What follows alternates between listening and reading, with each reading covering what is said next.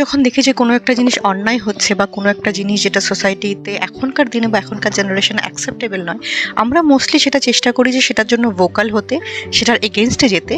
সে যেই বলুক না কেন আমরা তার এগেনস্টে যাব। ফর এক্সাম্পল, আমরা বলি যে respect should be earn by your behaviour, not by age.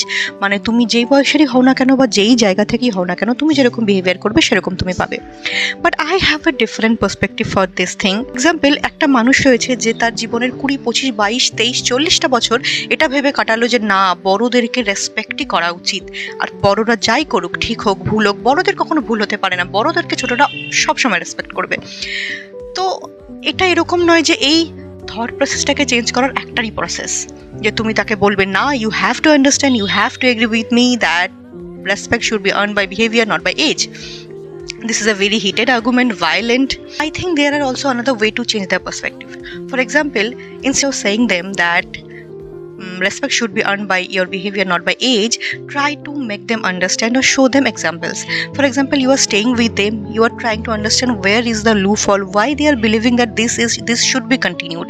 প্রথমে তোমাকে জানতে হবে তারা কেন মনে করছে যে এটা এতদিন ধরে হয়ে এসছে সেটা হওয়া উচিত, আর কেন তারা চেঞ্জটাকে ভয় পাচ্ছে। তারপর তার সাথে থেকে ধীরে ধীরে সিস্টেমের মধ্যে থেকে সিস্টেমের এগেনস্টে লড়াই করলেও কিন্তু চেঞ্জ আনা যায়। এর সব থেকে বড় এক্সাম্পল হচ্ছে কিছু কিছু মানুষ রয়েছে যাদেরকে আমরা রেকগনাইজও করছি না।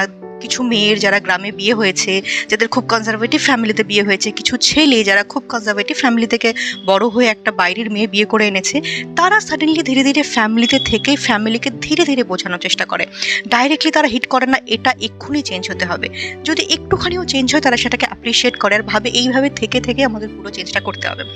Slow process, trying to make them understand the difference instead of making a heated argument, also effective way, I think.